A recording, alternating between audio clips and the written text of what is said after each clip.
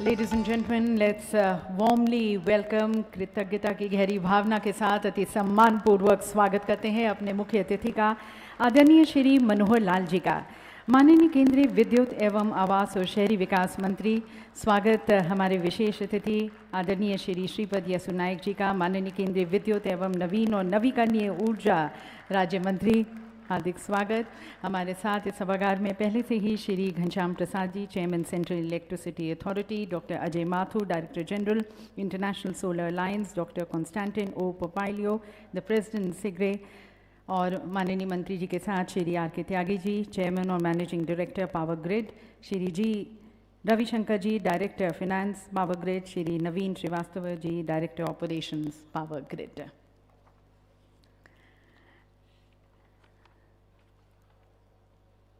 And namaskar to all of you, ladies and gentlemen.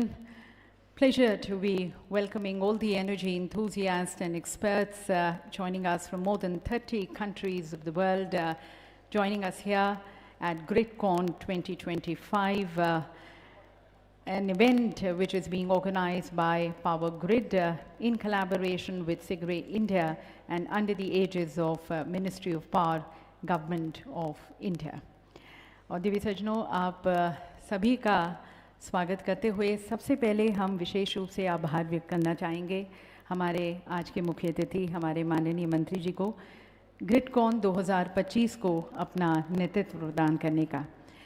और इसकी तरफ मैं निवेदन करती हूँ आदरणीय श्री आर के त्यागी जी से, चेयरमैन और मैनेजिंग डायरेक्टर पावर ग्रिड, कि वह माननीय मंत्री जी का स्वागत करें, अभिवादन करें, उन्हें शॉल भेंट कर।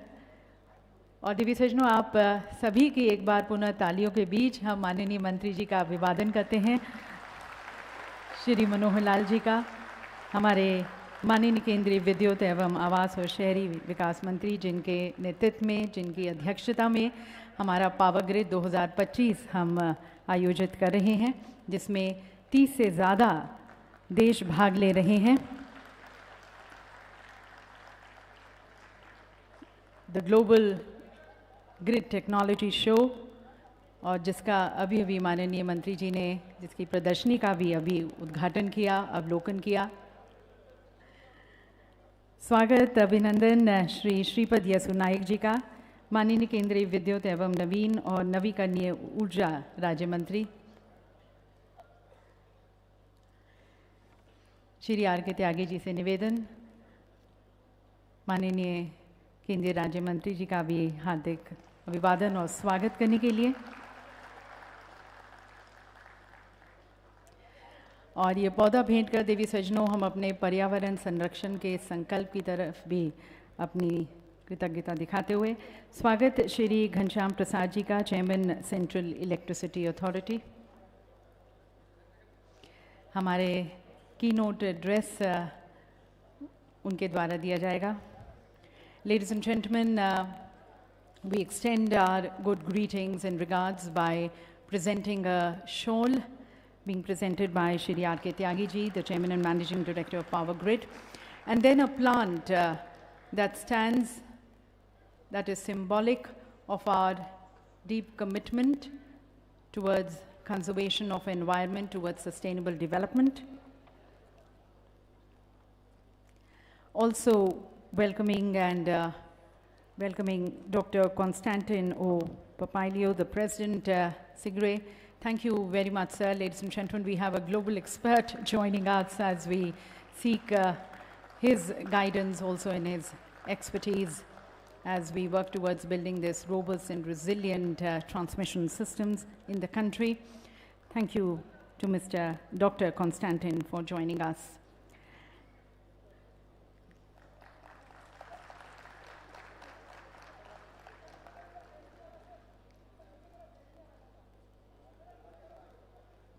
Dr. Constantin is also going to be delivering a keynote address in this inaugural session. And our good greetings and deep regards and gratitude to Dr. Ajay Mathur, the Director General of the International Solar Alliance. We are today, ladies and gentlemen, talking about a mixed basket of energy where each of these other renewable sources of energy are going to be playing an important role, integrating solar into our energy basket and towards the transmission of energy. We seek the guidance of Dr. Ajay Mathur. We'll have a keynote address by the Director General of International Solar Alliance.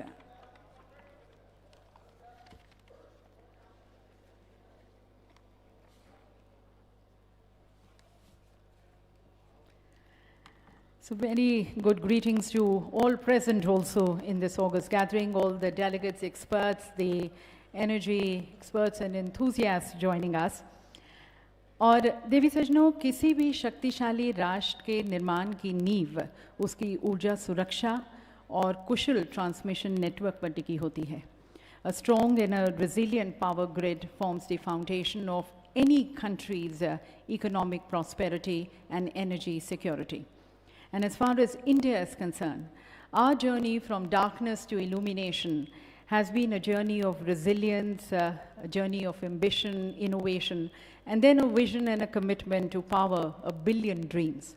A journey which started in 1879 from Kolkata, the first lamp which was lit, the flickering lamp, and moving on to successfully integrating renewable energy. Ladies and gentlemen, our journey of electrification has been nothing short of extraordinary. And at the heart of this transformation lies a resilient, robust transmission system by power grid, ensuring that every house, every industry, every innovation is powered uninterrupted, battling nature and many difficult terrains. So at the very outset, we would like you to reflect on this extraordinary and evolutionary journey, how India, ladies and gentlemen, from its various regional grids operating in isolation, moved on to one nation, one grid, one frequency, and how it is now pioneering a future which is driven under the leadership of our Honorable Prime Minister, driven by decentralization, digitization, integration, and global connectivity, and moving on to one sun, one world, one grid in this era of energy transition. So, capturing this captivating journey, ladies and gentlemen, we present to you a short film.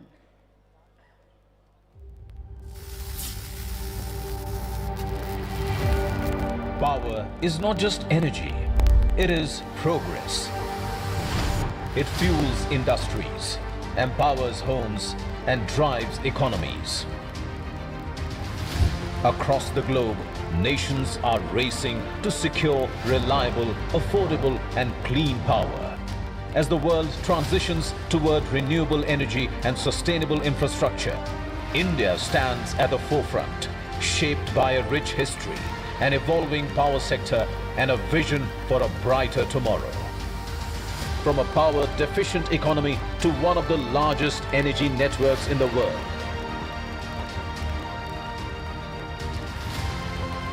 Behind this transformation stands Power Grid, ensuring every corner of India stays bright and connected. From the high-altitude substations in the Himalayas to the wind-swept coasts of Tamil Nadu, India's power sector comprises an intricate web of generation, transmission and distribution. Today, we stand at about 466 gigawatts of installed capacity, including 221 gigawatts from non-fossil fuel sources, with a pledge to reach 500 gigawatts from non-fossil fuel sources by 2030. Established in 1989, Power Grid took on the massive challenge of creating a robust, unified national grid. From regional grids operating in isolation, we built one nation, one grid, one frequency, delivering over 99.5% availability, one of the highest in the world. Today, Power Grid wheels about 45% of India's electricity needs through its network of 180,000 circuit kilometers and 281 substations. Technological advancements form the backbone of India's modern power sector. From real-time grid management through remote operation centers to AI-powered predictive maintenance, the grid is becoming smarter and more secure. Indian power sector is not just about wires and towers. It is about innovation, drones, robotics, AI-driven monitoring, and AR/VR-based operations make our grid smarter, safer, and more efficient. Our Indian grid is the largest synchronous transmission grid in the world. We are shaping regional electricity markets, enabling seamless energy trade with Bhutan, Nepal, and Bangladesh. Further, India is poised to be the central transmission hub for power exchange from Indonesia to Europe, joining various regional electricity clusters, which is expected to be completed by 2040. One sun, one world, one grid की मेरी कई सालों पुरानी परिकल्पना को आज एक ठोस रूप मिला है। एक वर्ल्ड वाइड ग्रिड से क्लीन एनर्जी हर जगह, हर समय मिल पाएगी। As the planet grapples with climate change, the Indian government has doubled down on green initiatives and sustainable practices. तो 2030 तक अपना जो अनुमानित कार्बन एमिशन है उसको 1 अरब टन ये हमको कम करना है और 2070 तक हमको दुनिया में नेट जीरो कार्बन एमिशन ये भी पहुंचना है। From large-scale solar parks and wind farms to energy storage systems, each new project aligns with environmental, social, and governance frameworks. Our primary focus is to provide universal access to affordable energy in a sustainable manner. We recognize our responsibilities as an emerging economy and have taken a significant measure to transition to a low-carbon economy while maintaining our growth and development. The future energy grid of 2030 rests on 5 key pillars: digitized, secure and resilient grid, electricity as main energy carrier, decentralized and multi-vector energy system, globally interconnected grid, inclusive and universally accessible grid. Today is the time to plan for the roadmap for a smarter, stronger and greener grid. Indian power sector is committed to driving Vikasit Bharat into an energy secure and resilient future. As we integrate more and more of renewable energy, our challenges in grid management are only going to escalate. While we are incorporating various technology measures, it will be good to sit down, deliberate, and come out with comprehensive recommendations. In this era of rapid transformation, collaboration and knowledge sharing are paramount. At GRIDCON 2025, we unite the brightest minds from across the Indian power sector. Engineers, policymakers, technologists, and visionaries to forge pathways toward this dynamic future. GRIDCON is a forum which provides platform for the cross-functional brightest minds across the globe to collaborate, ideate and set up a path of energy transition. If there is a future, it is green. Here, ideas turn into action, challenges evolve into opportunities, and collaboration lights the spark for groundbreaking solutions. Together, we can chart a path towards a more reliable, sustainable and adaptable energy future in India. Welcome to GRIDCON 2025. Join us on the mission to powering a future of possibilities.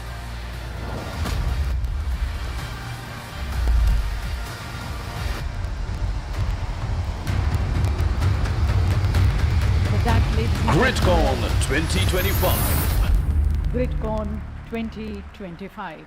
And as India continues on its energy transition and decarbonization pathway, we have Power Grid, which is powering and illuminating India and then connecting with the world. And ladies and gentlemen, further moving from darkness to illumination, अंधकार से उजाले की तरफ बढ़ते हुए, and moving from ignorance towards knowledge, we mark the auspicious inauguration of GRIDCON 2025 by lighting this मंगल दीप. मैं माननीय मंत्री जी से निवेदन करती हूँ कि आप इस मंगल दीप को प्रज्वलित कर ग्रिडकॉन 2025 का मंगलमय शुभारंभ करें. Ladies and gentlemen, and especially for our international audience, any work in India we begin, we mark its auspicious inauguration by lighting the ceremonial lamp. And it is not just a ceremonial lamp, it symbolizes the sharing of knowledge, it symbolizes the sharing of wisdom, experience and expertise. And as you're going to be seeing also, each wick which is going to be lit, it is going to be passed from one person to another. That represents, that stands symbolic of sharing knowledge. And then we invoke the blessings of the Supreme Power. हम ईश्वर की स्तुति वंदना के साथ हम दीप प्रज्वलित कर ग्रिडकॉन 2025 का उद्घाटन और माननीय मंत्री जी के कर कमलों द्वारा दीप प्रज्वलित कर इसका शुभारंभ किया जा रहा है. साथ में हमारे श्रीपद यसो नायक जी, श्री घनश्याम प्रसाद जी, Shri R K. Tyagi ji. We'd also like to request Dr. Constantin to please join, Dr. Ajay Mathur.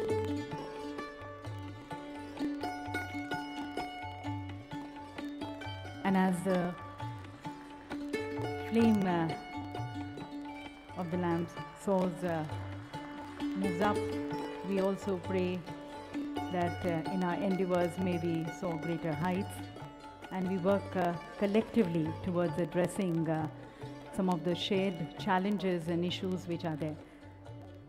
आप सभी से निवेदन है मंच पर स्थान लेने के लिए, requesting the Honorable Minister and all the dignitaries to be kindly be taking their seats on the dais.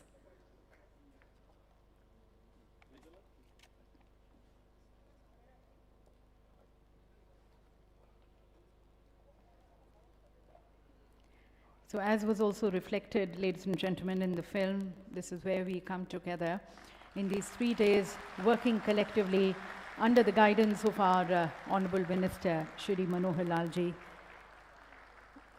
The conference which has been just now inaugurated at his hands and the exhibition earlier.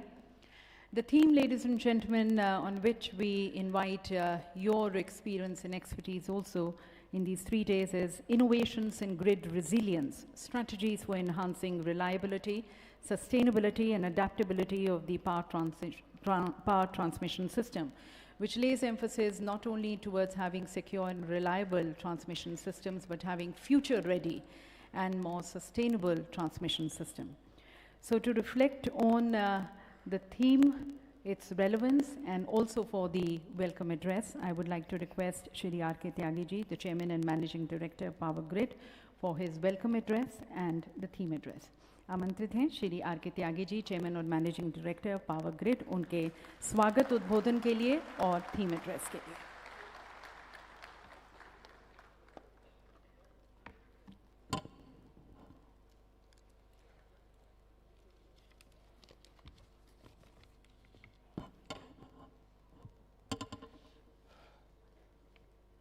Good afternoon, everyone. Honorable Minister of Power and Housing and Urban Affairs, Shri Manohar Lal ji. Honorable Minister of State for Power and MNRE, Shri Shripad Yaso Nayak ji. Chairperson CA, Shri Ghanshyam Prasad ji. SIGRE President, Shri Constantin ji, Director General, International Solar Alliance, Dr. Ajay Mathur ji, मेरे सभी CPSC के chairman, सभी VIPs, regulators, statutory bodies, international and national speakers, business leaders, technical experts, media personnel, distinguished guests, and delegates of GRIDCON 2025. I welcome you all to this international conference on innovations in grid resilience, strategies for enhancing reliability, sustainability, and adaptability of power transmission system. The world is moving towards energy transition, and transition is only possible through transmission and a resilient grid. Collaboration is the key.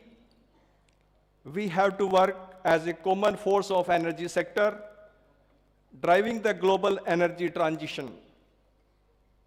As our Honorable Prime Minister dreams of one sun, one world, one grid, it's time for us to envision global platforms wherein we think and deliberate just like ambassadors of energy transition, beyond the boundaries of nation, domain, or organization, working towards resolving the challenges the energy transition is facing today.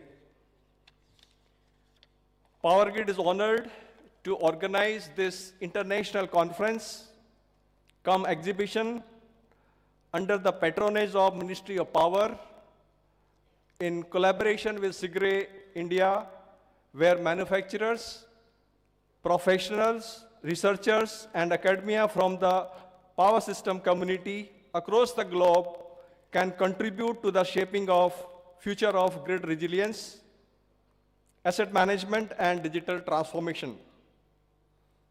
It provides a platform to explore cutting-edge insights, exclusive networking, collaborative opportunities, and strategies for enhancing the reliability, sustainability, and adaptability of power transmission systems. Electricity demand is increasing due to rapid electrification in transport, air conditioning, and industrial processes. The widespread adoption of electrical vehicles, heat pumps, data centers, and AI application is pushing electricity consumption higher each year. Moreover, renewable energy now accounts for around a third of global electricity supply, with solar photovoltaic investments surpassing all other energy sources combined. However, the existing grid infrastructure is struggling to keep pace with this growth. Recognizing these challenges, investment in transmission infrastructure is rising worldwide. It is estimated that to align with net zero pathways, annual investment in transmission must rise to US $250 to $300 billion by 2030. Today in India, we stand proud with an installed capacity of 466 gigawatt and one of the world's largest synchronized grids, thanks to the unwavering efforts of every player of power sector. But the journey is far from over. Energy transition and energy security with affordability are focus areas for overall rapid development of the country. In this direction, the Government of India has set a target of achieving 500 gigawatt of non-fossil fuel-based installed capacity by 2030.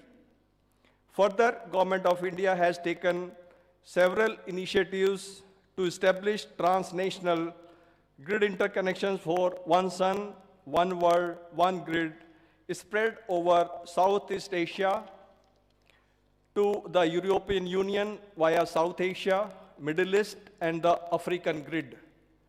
Total investment in grid plan till 2032 exceed 9 trillion rupees, which is about 108 billion US dollar. Power Grid is committed to this national mission and will continue to ensure that not a single megawatt of renewable power is wasted in want of transmission. Power Grid has always ensured that Indian electricity grid is technologically at par with best-in-class international utilities. We are driving innovation by developing and adopting modern technologies like multi-circuit towers, extra tall and narrow base towers, efficient conductors, insulated cross arms, and favoring GIS over AIS in urban areas. One more recent technological innovations include replacement of synthetic oil to more environment-friendly ester oil for transformers and reactors, and ongoing efforts towards replacement of SF6 gas with eco-friendly alternatives to minimize environmental impact. PowerGrid has also successfully commissioned 1200 kV test station at Bina and plus minus 800 kV HVDC power links from northeast to Agra, Champa to Kurakshetra, then Raigad to Pugalur, then India's first state-of-art technology VSC-based HVDC system that combines sustainability, stability, and resilience of grid. Today, we gather here as co-creator of resilient, sustainable, and adaptable power system. GRIDCON is a platform where visions turn into blueprints and blueprints into action.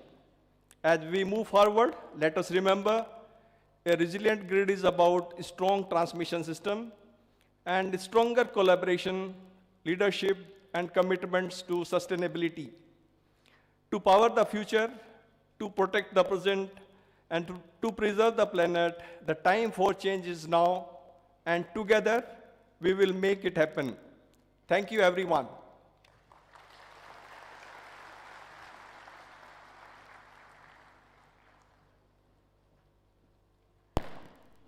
बहुत बहुत धन्यवाद sir theme पर और उसके महत्व पर प्रकाश डालने के लिए और साथ साथ पावर ग्रिड की तरफ से सभी का यहाँ पर स्वागत करने के लिए. And ladies and gentlemen, as we work towards building a future-ready grid system and more developed and advanced power ecosystem, we also now invite the regulator's point of view. And towards that, would like to request Shri Ghanshyam Prasad ji, the Chairman, Central Electricity Authority, for his keynote address. Divya सज्जनों, श्री प्रसाद का नीति निर्माण, regulatory framework, grid modernisation में विशाल अनुभव रहा है और उनका अनुभव बदलते हुए ऊर्जा परिदृश्य की मांगों को पूरा करने की तरफ और भारत के विद्युत बुनियादी ढांचे को आकार देने में सहायक रहा है. I invite him for his keynote address.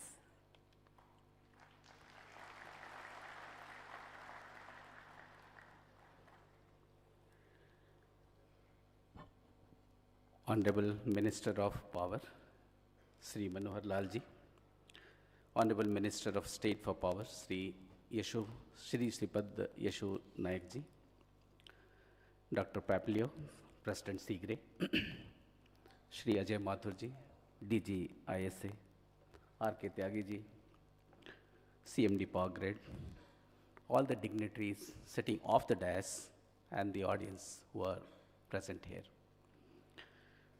At the outset, let me thank Power Grid and Sigre India for inviting me to be a part of GRIDCON 2025, an event which is loved and awaited by each and every power individuals and power professionals. This brings everyone, as CMD Power Grid has stated, whether it is manufacturers, users, transmission service providers, or anyone, whether it is generators, all together to see and try to see what is happening, what is going to happen, and probably what are the future challenges. As mentioned, there is a huge requirement of transmission systems. There was a time around 10-15 years back, the industry used to say that there is no demand and there are pipelines which is dry. The present thing is entirely changed after energy transition, getting a big push. And the pipeline is overflooded, and probably each and every TSPs have enough transmission lines which is to be implemented and implemented in a timely manner. It is India, at least I can say with proud, that we have been able to commission our transmission line within very short period of time. And if given a challenge, we have been commissioning in 18 months. Slightly later is 24 months, and within 24 months to 36 months, we are able to provide connectivity to our renewable segments, which is the need of the hour if I have to accelerate energy transition and try to see that renewables gets integrated into the system. As have already been pointed out, that by 2030, 500 gigawatt, the exclusive transmission plan was declared by CA. Then for 2032, we have targeted to 600 gigawatt, and 2047, around 2,000 gigawatt of renewable is being targeted in that time frame, for which will ensure that the transmission lines, transmission systems are put in place as we go along, matching with the requirement of the renewables. Not only this, in fact, energy transition also takes us and given us another challenge of integrating more of nuclear power, increasing from 8 gigawatt to roughly 100 gigawatt by 2047, means addition of roughly around 90 gigawatts is again going to be another challenge, and we'll try to see that these lines are also commissioned in a matching time frame. Hydro PSP once again has come up, and there are challenges, particularly in the area of, and these are the difficult areas, could be in the mountainous areas, could be in the plateau area and all. And even in these difficult areas, when we are targeting the hydro and hydro PSP once again, accelerating from the earlier very slow pace to an enormously high pace, and trying to target somewhere around 100 to 150 gigawatt by 20, we'll have to see that our systems gets aligned to this. Why I am saying these numbers gives us a filler that commensurating with these requirements, we'll have huge amount of transmission system, transmission networks that will be required in the country to take care of these advancements. Not only this, as we move along, there will be transmission lines which will get older, which will need replacement. There will be transmission lines which will need to be upgraded, reconductoring, etc., etc. So not only the new requirement, but even the old requirements will also come into picture. So I would like to, through this, I would like to assure all the investors, particularly the manufacturers in the country and the TSPs, huge opportunity in the country. You need to only get yourself aligned, get yourself prepared, maybe you'll have to develop. Use of new technology, definitely every day there is a change. The system is dynamic. Power sector has become more and more dynamic, particularly in the era of energy transition. And in that, unless we change our methods of transmission, and this has started happening as well. Some of them have been elaborated by CMD Power Grid just now. Some more are awaiting, whether it is hybrid HVDC or monopole, insulated core cross arms. They are also thinking that can we have a direct tapping from the high voltage AC lines to 440 volts, so that across the ROW we can give reliable power to the villagers. Right now, most of the villagers say that huge transmission line across the country is going on, and what do I get as a local villager? Probably this is a good solution that is going to come, which was demonstrated by a few of the developers in the Seagrave when I visited there last time, and probably that could be another good solution for the Indian conditions, wherein huge kilometers, thousands of kilometers of line is running across the rural areas, and they can start getting good, reliable supply as we go along. Since we have huge target of renewables, definitely we need corridors are restricted. We'll be moving towards 1200 kV HVAC transmission systems very soon, and we are targeting this to be bidded out in 2025-26. A number of meetings had been held with the manufacturers. Probably we need to prepare ourselves to the next higher voltage, and this is where India definitely would like to lead. We have been moving from 220 to 400, 400 to 765 kV, 800 kV plus minus HVDC, and now the time has come to really take another big leap going towards 1200 kV HVAC, the highest voltage level in the world. Probably we need to take it as quickly as possible. There are other methods, and probably when we talk about all these, probably we need to be very, very careful about the supply chain, which is going to ensure all its availability. And that is where comes the Make in India concept, and leading to almost 100% of the domestic content. Maybe not today, but as we go along, we need to target this in next 5 to 6, 7 years. How do we really go to 100% of the domestic content in all our equipments in the country, so that at least we don't have any issue of the supply chains, because the requirement within the country is going to be huge. This also leads to some of the new areas where I would like to point out where we are facing some of the constraints as of now, and they are transformers, reactors, RIP bushings, etc.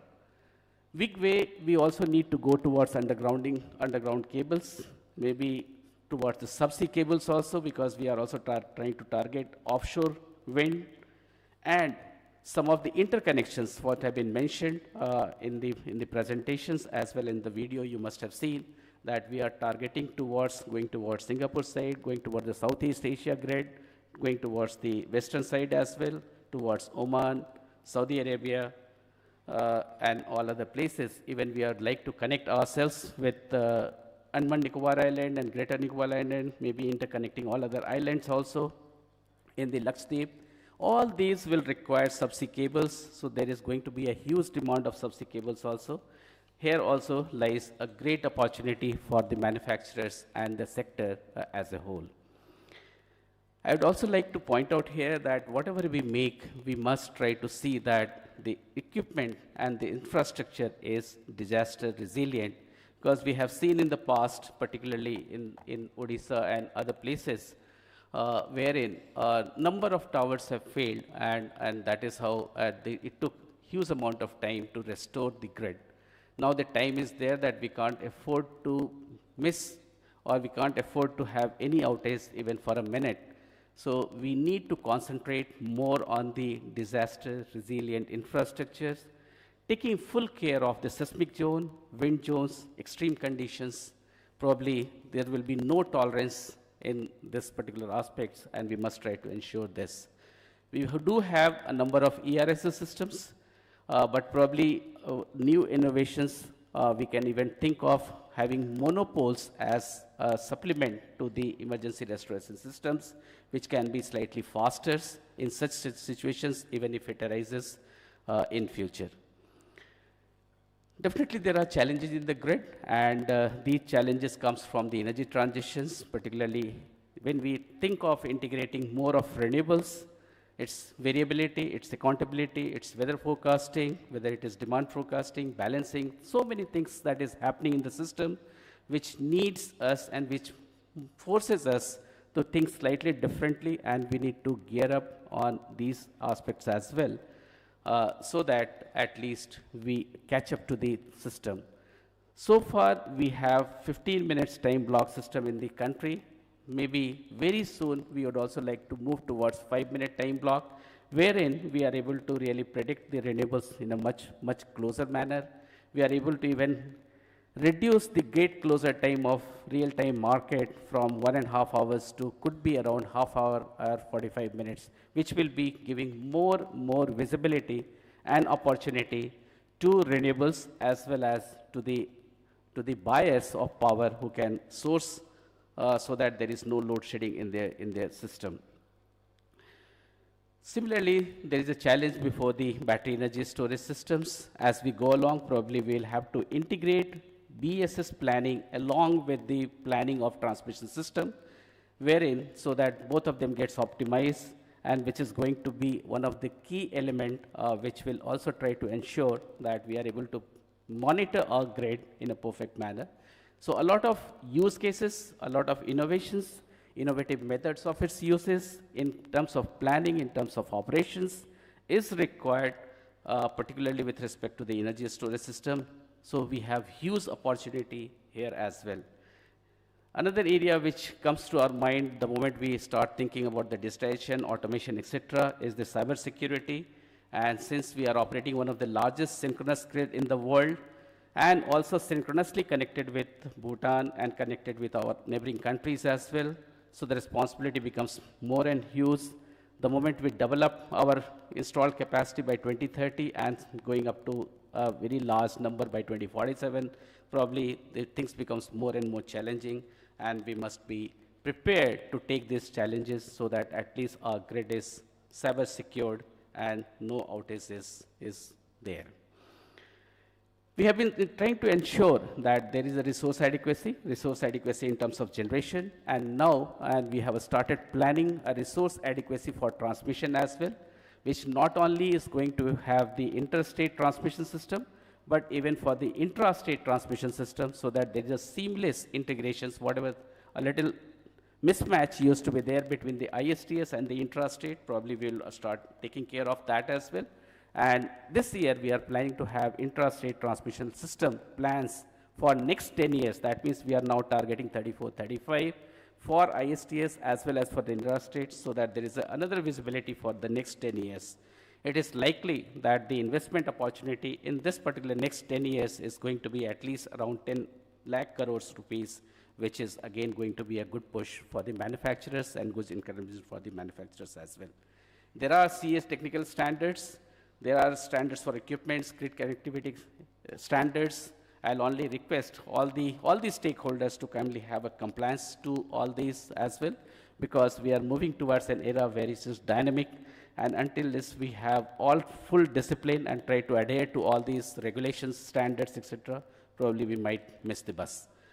So with this, all this, I wish GRIDCON 2025 a grand success, and I'm sure with the help of all these stakeholders, we'll be able to achieve 100% Make in India in coming years. Thank you so much.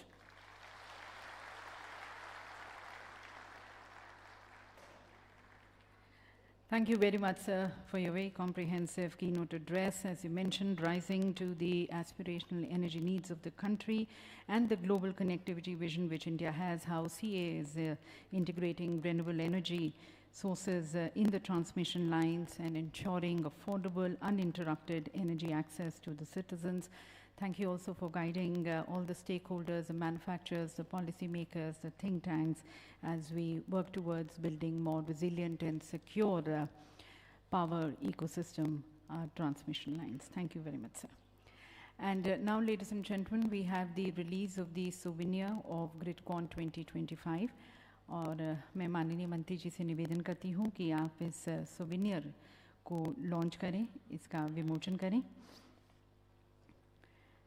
This souvenir, ladies and gentlemen, as it is being released, it encapsulates the insights, innovations, and the key milestones shaping the future of our grid. There are messages from our leaders in it, the policymakers and the leaders, the list of published papers at GRIDCON 2025. Also, we have the very captivating evolutionary history and various milestones in the journey of power grid. New technology and solutions are showcased, which are going to be showcased here, are highlighted in the souvenir. Startup companies at GRIDCON, student pavilion at GRIDCON, all you can have a look at and get more information on that in this souvenir.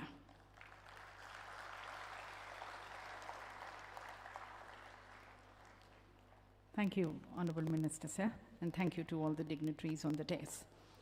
And now, ladies and gentlemen, as we seek to be led and guided by our Honorable Ministers, I would like to first request Honorable Shri Shripad Yesu Naik ji, the Honorable Minister of State for Power and New and Renewable Energy, for his address.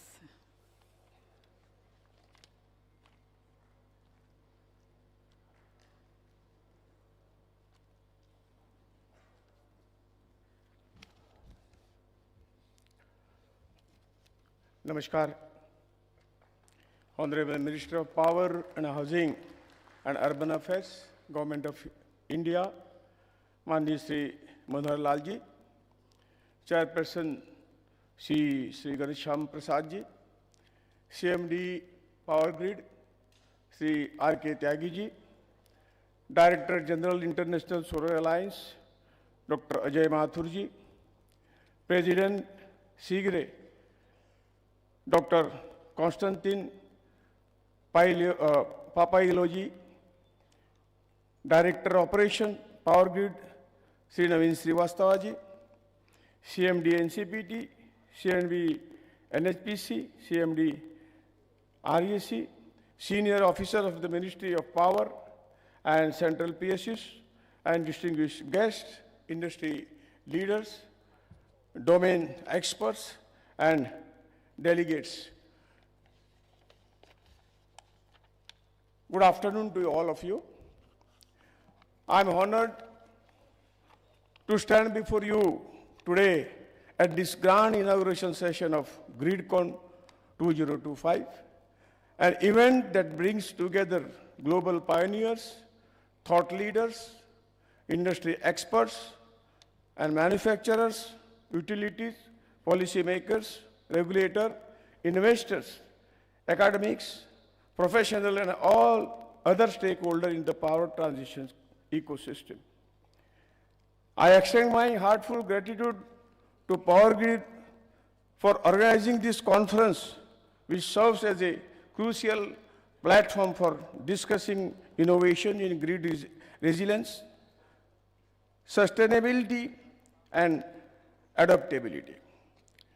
At a time when the world is witnessing an unprecedented energy transition, India is leading the charge with a vision of a sustainable, self-reliant, and resilient power sector.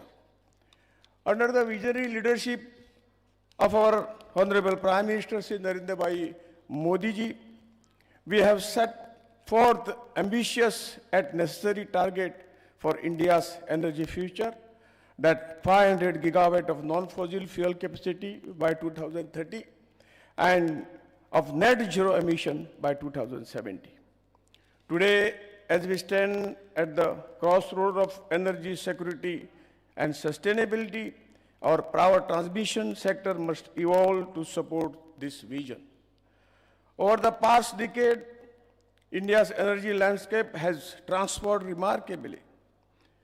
From a modest 2.8 gigawatt in solar capacity in 2014, we have crossed 100 gigawatt solar last month, marking more than 35-fold increase. Our installed renewable energy capacity has grown by almost 200% from 75.52 gigawatt in 2014 to 220 gigawatt today. Our transmission network has expanded from 2.97 lakh circuit kilometers in 2014 to 4.91 lakh circuit kilometer in 2025. We are not just enhancing our energy security, but also setting an example for the world in clean energy adoption. India has already achieved 47% of its 500 gigawatt target and is well on track to meet and even exceed it. Our roadmap envisions an even more ambitious target of 1,800 gigawatt of RE by 2047, reaffirming our leadership in the global clean energy movement.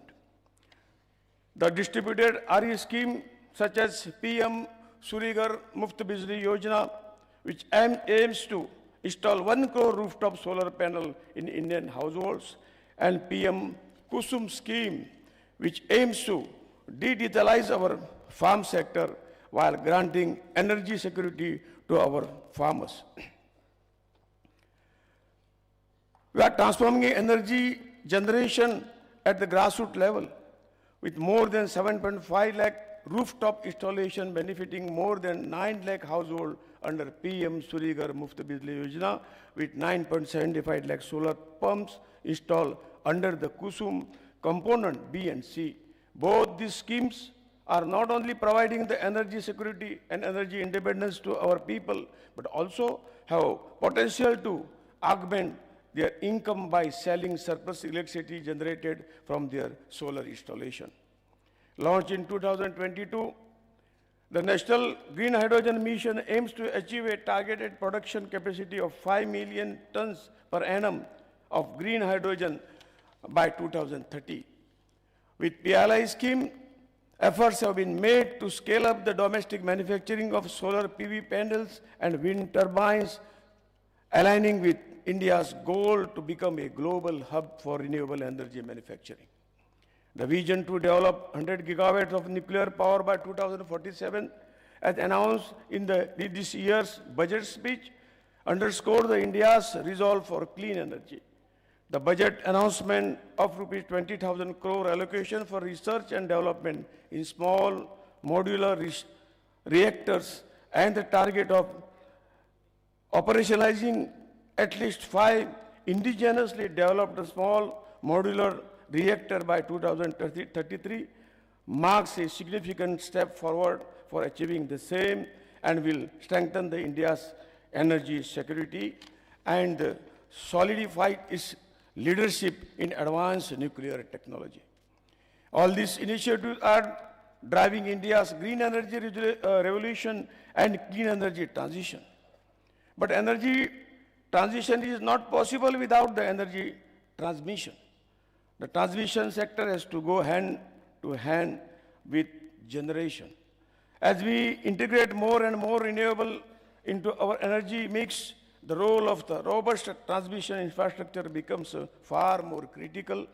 Renewable energy sources such as solar and wind are inherently variable, and their efficient integration requires grid modernization and large-scale energy storage solution. Our government is promoting the pumped hydro storage project and battery storage as integral component of the stable power grid. Our current energy storage capacity of 4.86 gigawatt needs to scale up to 74 gigawatt by 2032, including 27 gigawatts of pumped storage and 47 gigawatt of the battery energy storage system. The government is incentivizing energy storage project through policy and financial support such as viability gap funding. The National Electricity Plan 2023-2032 has been finalized to cater to a peak demand of 458 gigawatt by 2032. Our transmission network will expand from 4.91 lakh circuit kilometer in 2024 to 6.48 lakh circuit kilometer in 2032, while transformation capacity will increase from 1,290 GVA to 2,342 GVA. This will ensure seamless power transmission across the state and facilitate renewable energy evacuation. Moreover, investment of 9.15 lakh crores by 2032 have been planned to enhance the power transmission capacity. To achieve our renewable target, we have planned extensive transmission system for major renewable energy zones, including Rajasthan, Gujarat, Andhra Pradesh, Ladakh, and offshore wind farm in Tamil Nadu and Gujarat. The development of new high voltage direct current lines, offshore wind transmission, and inter-regional transmission network will be crucial in meeting our growing energy demand. The power transmission sector across the world is facing supply chain constraint due to the increase in demand for the transmission equipment as renewable energy deployments speed up, and India is no exception. The rising demand for transformers, conductors, and substation equipment puts pressure on the supply chain. Localization of the production, including the HVDC, GIS, substations, transformers, advanced conductor under the sea, HVDC cable, etc., and self-sufficiency in raw material is need of the hour to address supply chain constraints. Renewable energy projects in India typically have a gestation period of 1.5 years, while transmission network takes 3 to 4 years to come up. This timeline further gets stretched by the right of way issues. Obtaining the land for transmission corridors remain a significant challenge, while policies and guidelines ensuring the faster approvals have been put in the place. Technological solutions like underground cables and advanced tower designs are need of the hour to overcome this battle. One more issue with regard to ROW is that while Ministry of Power has issued ROW guidelines for 66 kV and above transmission lines, there is a policy vacuum in state level for ROW for transmission lines below 66 kV capacity. Since most of these RE projects typically fall in 33 kV and below bracket, there is an urgent need for state to come forward and formulate ROW guidelines similar to MOP guidelines. This will ensure the better clarity, uniformity, and policy certainty for all these stakeholders such as landowners, RE power developers, and the administration. Significant investment in transmission infrastructure are necessary to support the growing demand for electricity and the integration of renewable energy sources. As I said before, our government has outlined an ambitious plan to invest rupees 9.15 lakhs crore by 2032 to enhance the power transmission capacity. This investment will increase the transmission capacity and support the development of the new transmission lines and substation. With a strong manufacturing ecosystem and increasing the global participation, India is well positioned to become a key player in the global power equipment market. This initiative will drive innovation, create jobs, and boost the economy. We also need to leverage the technology using smart grid and digitization solutions, artificial intelligence, Internet of Things, and predictive analytics to enhance the grid resilience, improve the real-time monitoring, and optimize the power flow. The concept of the grid resilience also extends to the development of the transnational grid interconnections. Initiatives like the One Sun, One World, One Grid aims to harness the time diversity of the solar power availability across the different regions. By connecting the regional grid, we can optimize the use of the renewable energy resources and ensure energy security on a global scale. The Ministry of Power, along with the MNRE, is working towards ironing out the best bottlenecks in RE sector by engaging the more with stakeholders like manufacturers, technology providers, service providers, think tanks, researchers, and academicians. Power grid is the backbone of the power transmission ecosystem in India, and presently it carries about 45% of the total power generated in India through its transmission network consisting of 400 kV and 765 kV AC and 800 kV and 500 kV HVDC system.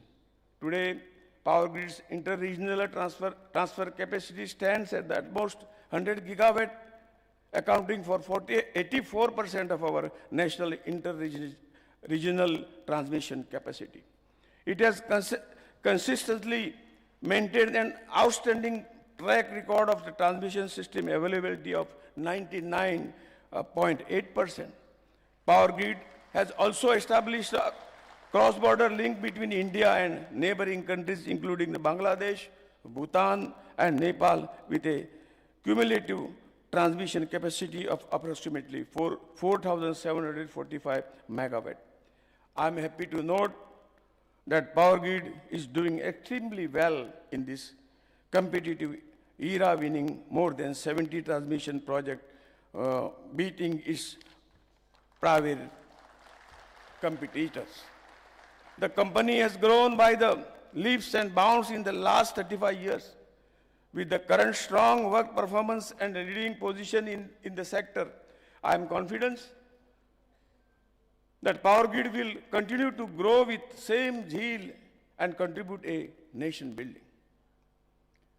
As we gather here at GRIDCON 2025, let us reaffirm our collective commitment to building a resilient, green and future-ready power transmission system. I am told that this conference and exhibition serve as a vital platform to explore the advanced solution and strategy for enhancing the grid resilience, sustainability, and adaptability. The deliberation on the new technologies like UHVAC, battery energy storage system, synchronous condenser, RE integration, VSC high voltage, DC transmission technology, green hydrogen plants, undersea cable, EV mobility, etc. would be thought-provoking and insightful. I'm sure that the discussion, collaborations, and innovation that emerge from this platform will shape the future of India's energy transmission and energy transition landscape. Let us seize this opportunity to engage with global experts, share our experiences, knowledge, and forge a strategic partnership that will propel us forward.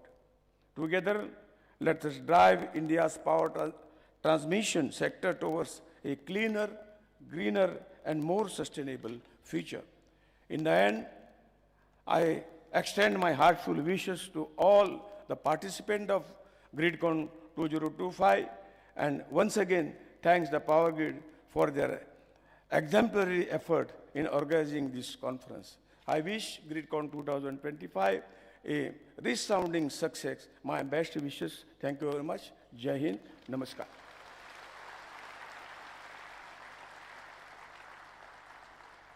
Thank you, sir, for your good wishes, and thank you for your very thoughtful, insightful, and guiding address as we work towards building a more cleaner, greener, and a sustainable future. और अब देवी सजनों, हमारे माननीय मंत्री जी आदरणीय श्री मनोहर लाल जी के मार्गदर्शन को आमंत्रित करते हुए आप सभी की करतल ध्वनि के बीच मैं उन्हें आमंत्रित करती हूँ अपने विचारों से हमें लाभान्वित करने के लिए, हमारा मार्गदर्शन करने के लिए. Ladies and gentlemen, our Honorable Minister, Shri Manohar Lal ji, the Honorable Minister of Power and that of Housing and Urban Affairs.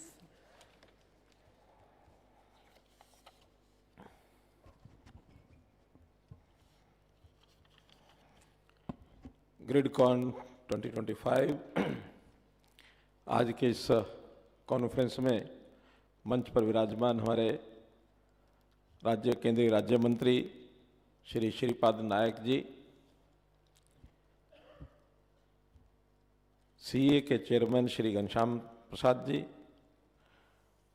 CMD Power Grid Shri Ravindra Kumar Tyagi ji, director general IAS से Shri Ajay Mathur ji, Power Grid operations director Shri Naveen Srivastava ji, president CIGRE doctor Papailiou ji, सभी हमारे सीपीएसयूज के सीएमडीज, chairman, other members,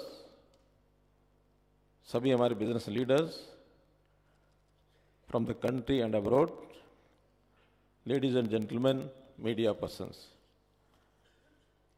मित्रों, अभी इस उद्घाटन में जितने भी भाषण हुए सब मैं सुन रहा था. मुझे लग रहा था कि जितने विषय किसी एक व्यक्ति को बताने चाहिए वही व्यक्ति बार बार सभी वही बता रहा है. तो इसलिए अब बताने के लिए तो कुछ बहुत नहीं है, लेकिन फिर भी टेस्ट चेंज के लिए उन्होंने सबने अंग्रेजी में बोला, मैंने सोचा मैं हिंदी में बोल देता हूँ.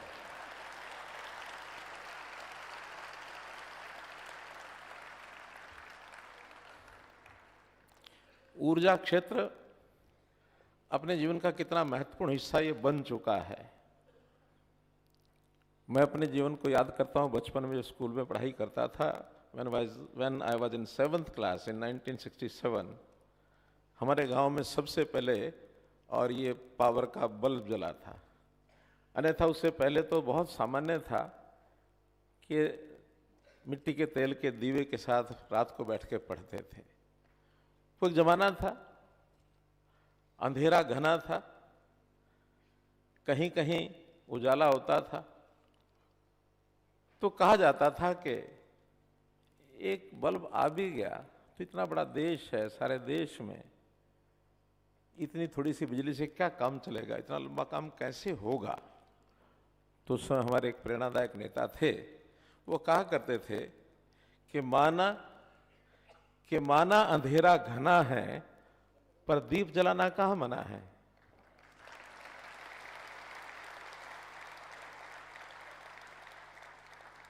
तो हमने शुरुआत वहां से की और आज सारे देश भर में हमारा जो पावर सेक्टर है, चाहे उसमें जेनकोज हैं, चाहे उसमें ट्रांसमिशन कंपनीज हैं, चाहे उसमें हमारा डिस्कॉम्स हैं, इनका स्थान पूरी दुनिया में बहुत बड़ा स्थान एक बना है। उस स्थान को बनाने में देश के नेतृत्व का भी योगदान है, जिन्होंने नीतियां बनाई, जिन्होंने नीतियों को सिरे चढ़ाया, चाहे वो डिपार्टमेंट्स हैं, चाहे जितने स्टेक होल्डर्स हैं, जितने हमारे बिजनेस लीडर्स हैं, और उसमें जनता की भी भागीदारी है, क्योंकि डिस्कॉम्स के नाते उसकी यानी पावर का उपयोग जो है वो जनता करती है। उस जनता की उपयोगिता के लिए हमको ये सारा कुछ करना होता है। तो सब मिलकर के इस पावर यानी इस सिस्टम को आगे बढ़ा रहे हैं, और आज इस पावर सेक्टर के कारण से हर देश की जो आर्थिकी है वो आगे बढ़ रही है, क्योंकि जितनी जनता उत्साह आवश्यकताएं बढ़ना तो उसके लिए प्रोडक्शन के लिए इंडस्ट्री, और इंडस्ट्री के लिए उसको चलाने के लिए पावर। देश को 2047 तक अगर हमको विकसित भारत बनाना है तो फिर पावर का उतना ही बड़ा योगदान है। अब पावर में चूंकि जेनकोज और डिस्कॉम्स ये दो रोल हैं, लेकिन दोनों अपने आप में काम नहीं कर सकते जब तक ट्रांसमिशन लाइंस को बिछाने वाली आप लोगों की फोर्स काम में नहीं आएगी। आपका बहुत महत्वपूर्ण रोल है। जैसे देश में वाहन व्यवस्था, यातायात, इसमें वाहन बहुत तरह के बन रहे हैं, बहुत कंपनियां बना रही हैं, अलग अलग बना रही हैं, लेकिन अगर सड़कों का जाल न हो तो वाहन जनता के काम नहीं आ सकते।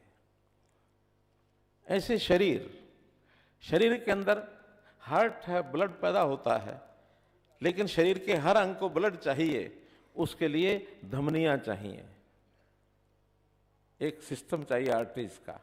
तो जो आर्टरीज का सिस्टम है वो पावर ग्रिड दे रहा है। तो अपने काम के महत्व को समझते हुए हमको इस ट्रांसमिशन इंफ्रास्ट्रक्चर को और आगे बढ़ाना होगा। अब चूंकि सब लोग आते हैं हमारे पास, आगे के भविष्य की सारे टारगेट्स हमने तय किए हैं कि हमको 2032 तक क्या करना है, 2047 तक क्या करना है, 2070 तक क्या करना है, ये सारे टारगेट्स बताए गए हैं। तो इसमें सब लोगों को साथ साथ मिल के चलना होगा। साथ मिलने की जब बात करते हैं और सबकी तुलना करते हैं तो मुझे एक बात, थोड़ा सा इसको अदरवाइज नहीं लेना, लेकिन जो फैक्ट है इसमें जेनकोज को बहुत कठिनाई नहीं आ रही। जनरेशन में पहले कभी थर्मल थे, बाद में हाइड्रो हुए, हाइड्रो के बाद अब यानी सोलर हो गया, सोलर के बाद विंड पावर भी हो गया, न्यूक्लियर हो गया, सब आ रहे हैं और अपनी गति से खूब पावर बना रहे हैं। जनता जिसके लिए करना वो तैयार बैठी है उसको लेने के लिए, इंडस्ट्री भी तैयार बैठी है लेने के लिए, लेकिन हमारी ट्रांसमिशन लाइन में कठिनाइयाँ बहुत हैं जिसकी स्पीड हमको उसके साथ मैच करने के लिए और ज़्यादा बढ़ाने की आवश्यकता है। ये आज का फैक्ट है। मैंने कई बार हमारे सब पावर ग्रिड के साथियों को कहा है कि इसको कैसे स्पीड अप करें।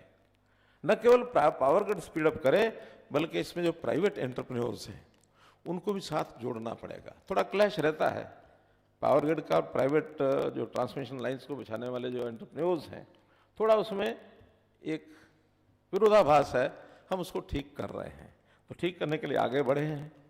इस ट्रांसमिशन को अगर हम मोटे रूप से देखें तो ये बड़ी बड़ी लाइनें भी हैं, इंटरनेशनल लेवल की transmission lines between 2 countries, between 2 समुद्र के अंदर भी ट्रांसमिशन लाइन, ये भी हमको चाहिए।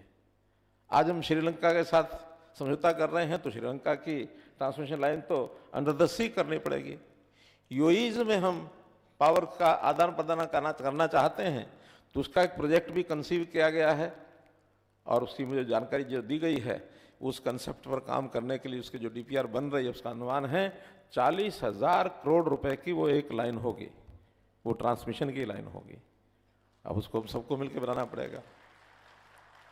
तो जब देश में कंसेप्ट आया है कि 1 सन 1 ग्रिड 1 फ्रीक्वेंसी, इसका मतलब है कि बहुत सी चीजें हमने 1 की तरफ बढ़े, लेकिन पावर और जो रोशनी या ग्रिड या सन इसको लेकर के एक हो रहे हैं, तो इसके लिए उतनी ही तेजी से हमको काम करना पड़ेगा।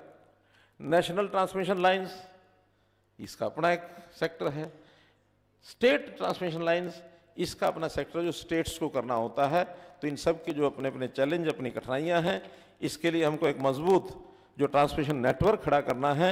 उसमें हमारा जो इस समय जो कठिनाई आ रही है, उस कठिनाई में एक जैसा बताया गया चैलेंज के अंदर कि हम नई टेक्नोलॉजी तो हमको लेके आनी है, लेकिन इसमें लैंड एक्विजिशन ये एक उसमें विषय है, राइट ऑफ वे उसका एक चैलेंज है। बहुत कुछ हम नई सोच के साथ एक नई पॉलिसी ला रहे हैं ताकि किसान को, क्योंकि किसान भी अपना है, उसकी लैंड है, हम ज़बरदस्ती उससे नहीं ले सकते। एक आध लाइन ले ली जाए मान जाएगा, कहीं हम पुलिस का डंडा दिखा के करेंगे तो मान जाएगा, लेकिन असंतोष होने के बाद हम अपने सिस्टम को आगे नहीं चला सकते। तो जनता को साथ लेके चलना होता, पॉलिसी में चेंज करना, ये भी हम कर सकते हैं। इसी प्रकार हमको जो इंपोर्ट्स को भी अपने इस सेक्टर को आगे बढ़ाने के लिए उसके ऊपर डिपेंड होना पड़ता है।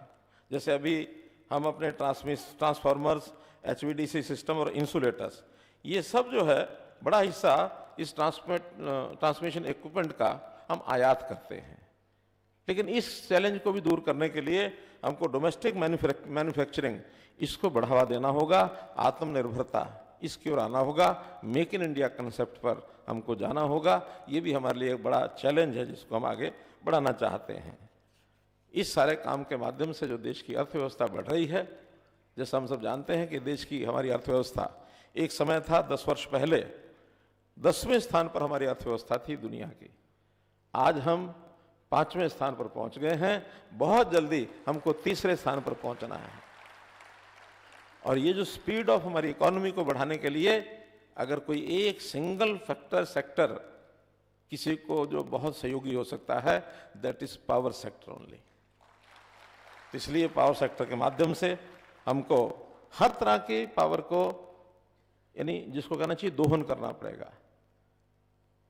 एक होता है, हम अभी तक चल रहे थे थर्मल के ऊपर ज़्यादा चल रहे थे, लेकिन कठिनाई थर्मल में प्रदूषण बहुत बड़ा चैलेंज आ गया। तो इस चैलेंज को लेते हुए हम ग्रीन एनर्जी की तरफ जाएंगे, हम सोलर पर जाएंगे, हम विंड पर जाएंगे, हम उसमें अपनी न्यूक्लियर एनर्जी को बढ़ाएंगे। दुनिया सारी इकट्ठी हो गई, इसमें पॉल्यूशन को कैसे खत्म करना है। पेरिस एग्रीमेंट हुआ, टारगेट तय किए गए, हर देश ने अपने अपने टारगेट तय किए, हमने भी टारगेट तय किया, स्वयं स्वीकार किया है क्या कि 2070 तक हम नेट जीरो कार्बन एमिशन की तरफ बढ़ेंगे। अब बहुत बड़ा टारगेट है ये, और उसके इंटर स्टेप्स हर 5 वर्ष के बाद कहाँ पहुंचेंगे। सौभाग्य की बात यह है कि वर्तमान में जो हमारी स्पीड जो उस समय तय की थी, उसको हम अचीव करने से भी आगे बढ़ रहे हैं। तो जब अब आगे बढ़ रहे हैं तो हम 2070 से पहले भी हम नेट जीरो पर पहुंच सकते हैं। G20 का जो हमारा देश है, इस G20 में सबसे ज़्यादा टारगेट को पूरा करने में भारतवर्ष पहला देश है जो इस काम को आगे कर रहा है। ये बात सबने बताई है कि 2030 तक हमारी जो आरी है उसका टारगेट हमने 500 गीगावाट रखा है, अब शायद 220 गीगावाट के आसपास है। हर वर्ष हमको 60 गीगावाट ये अपनी आरी की यानी मात्रा को बढ़ाना पड़ेगा। उसके लिए भी बहुत स्कोप है, सब लोग लगे हैं। जहाँ तक ट्रांसमिशन लाइंस का नेटवर्क है, सबने बताया ही है कि बड़ी स्पीड से जो हमारा यानी 2014 में 2.96 लाख यानी सर्किट किलोमीटर जो नेटवर्क था, उस नेटवर्क को 2025 में 2 लाख लगभग सर्किट किलोमीटर हमने बढ़ाया, 296 से 491 पर हम पहुंचे हैं। ये भी बहुत बड़ी उपलब्धि है, इसके लिए भी मैं आपको बहुत बहुत बधाई देता हूँ। अब ये जब सारा काम करना है, आगे बढ़ना है, तो हमारा आगे आने वाले दशक में इसके ऊपर खर्च बहुत बड़ा आने वाला है। 2032 तक जो हमारे टारगेट है ट्रांसमिशन लाइन्स के 9.16 लाख करोड़ रुपए, इतनी हमको इन्वेस्टमेंट की आवश्यकता है। और जब इतनी बड़ी आवश्यकता है तो हम समझते हैं कि हमारी अपनी कंपनीज वो शायद इतना खर्च न कर पाए। इसके लिए अगेन जो हमारा इन्वेस्टर है, चाहे वो हमारे देश का अपना इन्वेस्टर है, चाहे FDIs हैं, चाहे देश के बाहर से लोग हैं, उन सब के लिए बहुत बड़ा अवसर है इन्वेस्टमेंट का। तो इस विषय को भी हमको सहूलत उनकी करनी पड़ेगी। और इन सब कामों में जो प्राइवेट इन्वेस्टर्स हैं उन सबको कुछ कठिनाइयाँ भी आती हैं, तो उन कठिनाइयों को दूर करने के लिए मैं भारत सरकार की ओर से आपको ये विश्वास दिला सकता हूँ कि इन सब कठिनाइयों को दूर करने के लिए हमेशा सरकार जो है वो आपके साथ खड़ी है। मित्रों, हम सब सरकार का पूरा आपको सहयोग मिलेगा। इस नाते से हम भी नई टेक्नोलॉजी, नया हमारा टाइम बाउंड प्रोग्राम बनाकर हम अपनी पूरी शक्ति को लगाएं, और उसके अंदर चाहे फास्ट ट्रैकिंग प्रोजेक्ट अप्रूवल्स का विषय है वो हम करेंगे, लैंड एक्विजिशन की प्रक्रिया को जैसे सरल करने की बात मैंने कही है, ऐसे ही डोमेस्टिक जो कंपनीज हैं उनको एडवांस ट्रांसमिशन इक्विपमेंट इसके निर्माण के लिए भी हम उनको प्रोत्साहन करेंगे। तो मैं आज तो अंत में इतनी बात आपको कहना चाहता हूं कि मित्रों, हम सब एक होकर एक अपने देश को एक आत्मनिर्भर बनाने के लिए 2047 तक विकसित करने के लिए जितने हमारे आधुनिक सिस्टम हैं, जितने हमारे विकसित भारत को यानी आगे बढ़ाने के लिए, इस काम को पूरा करने के लिए जो जो आवश्यकताएं हम करें उसको। एक मुझे और जानकारी मिली है यहाँ करके कि हम इस आयोजन में वुमेन इन एनर्जी, इसके ऊपर भी एक डेडिकेटेड सेशन रखा है। इसके लिए भी कल ही महिला दिवस सारे दुनिया भर में मनाया गया है। इस अवसर पर आपने इस विशेष सत्र को जो रखा है, महिलाओं को भी हमको आगे बढ़ाना है। आप बहुत एक सराहनीय काम कर रहे हैं। तो मित्रों, हम अब वो स्थिति नहीं है कि अंधेरा घना है। अब अंधेरा प्राय हम कवर कर चुके हैं, लेकिन हाँ, कहीं कहीं दूर दराज के इलाके, वन क्षेत्र, पहाड़ी क्षेत्र, देश की सीमाएं, जिन गांव में बिजली पहुंचाने के लिए हमारे ट्रांसमिशन सिस्टम ने ही वहां तक तारें पहुंचाई हैं, वाइब्रेंट विलेजेस इस नाम से दूर दराज गांव के अंदर भी मैं पीछे लद्दाख गया था। तो लद्दाख आज से 10 साल पहले मैं गया तो वहां कोई लाइट नहीं होती थी। अब लद्दाख इतने दूर दराज का गांव है, लद्दाख का ही नहीं, एक जगह है लेक है, पोंगोंग लेक। अब पोंगोंग लेक बिल्कुल चाइना के और हिंदुस्तान के बॉर्डर पर है। उसकी आधा हिस्सा उसका चाइना में है, आधा हिस्सा भारत में है। वहाँ जो गांव हैं, उन गांव में 20 घर होंगे, लेकिन वहाँ भी लाइट इस बार हमको देखी, बड़ा प्रसन्नता हुई मन को। तब उन्होंने कहा कि हमारे यहाँ सीधी तार आती है।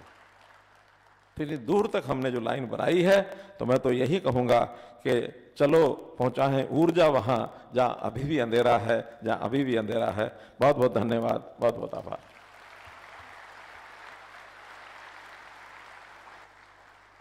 बहुत बहुत धन्यवाद माननीय मंत्री जी आपके वे फॉरवर्ड एड्रेस के लिए। और जैसे कि आपने कहा कि चुनौतियां हैं पर अवसर भी हैं, और अंधेरा अब छट चुका है और अब हम एक उज्जवल भविष्य की ओर अग्रसर हो रहे हैं। Thank you, Honorable Minister, sir, for inspiring, motivating every stakeholder here towards stepping up their ideas and technologies and systems and processes towards building a more energy secure and energy sustainable future, building a Viksit Bharat and Atmanirbhar Bharat. Thank you, Honorable Minister, sir.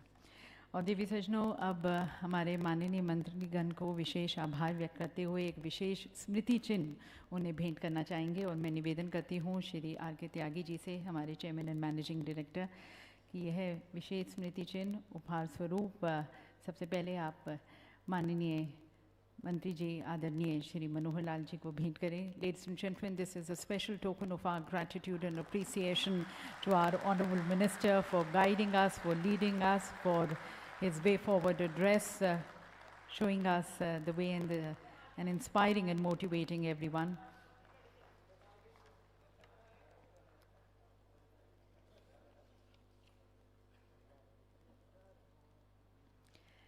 And also to our Honorable Minister of State, thanking Honorable Shri Shripad Yesu Naik ji.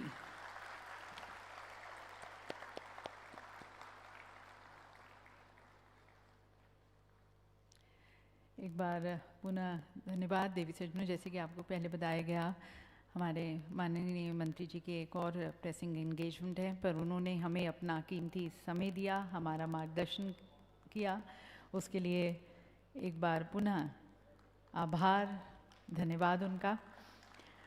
हम अपना सत्र आगे का जारी रखेंगे और हमारे 2 keynote addresses अभी होंगे डॉक्टर अजय माथुर जी के द्वारा और इसके साथ साथ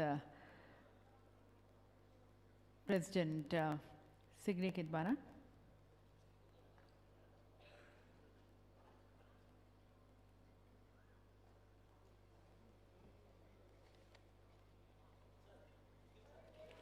We'll close with a group photograph. Yeah.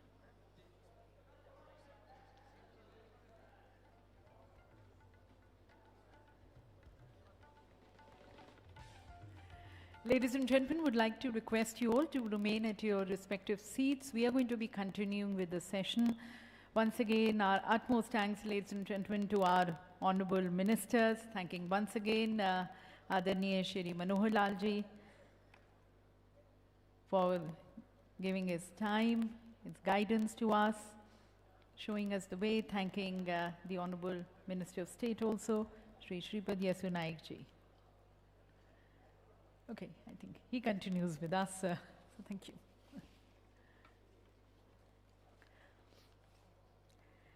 Now, ladies and gentlemen, as may I just request everyone to be taking the seats. We have our keynote addresses. And as we're talking about integrating into our systems more of renewable energy sources, the sun, ladies and gentlemen, which India is so very much blessed with, can actually take us to a more energy secure and an energy sustainable future. And the key to it probably lies in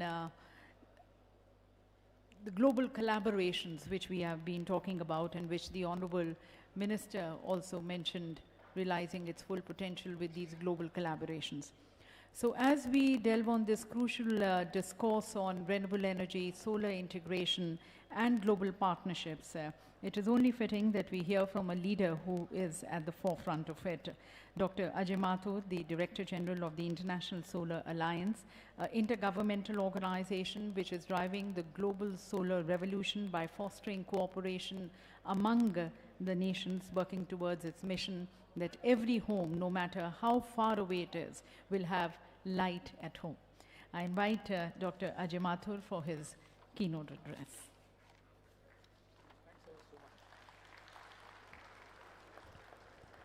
Thank you very much. Mr. Nayak, Mr. Tyagi when he gets back, Mr.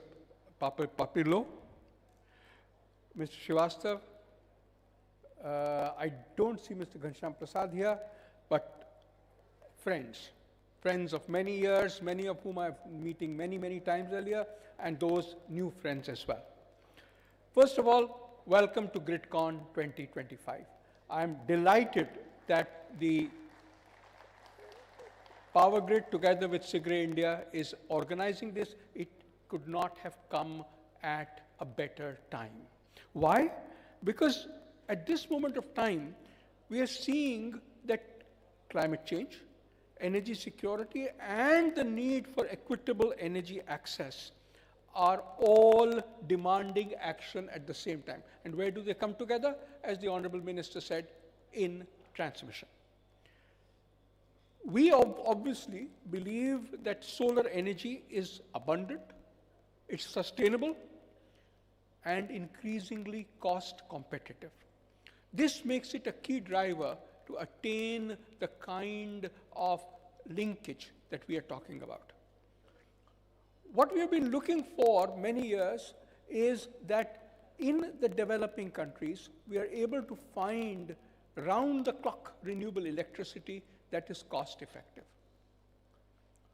In the developed countries, of course, where the per capita electricity consumption is more or less constant, is increasing, but it's more or less constant. Solar meets the needs during the day, and existing capacity meets the needs at night.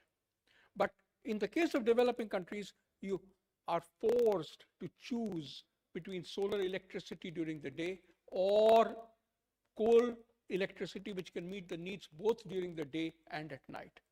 Thankfully, what has happened is that in the past year, there have been 4 different auctions in which the price of round-the-clock renewable electricity is between 4 and 5 rupees per kilowatt hour, depending on the availability that you ask for, 85 or 90%.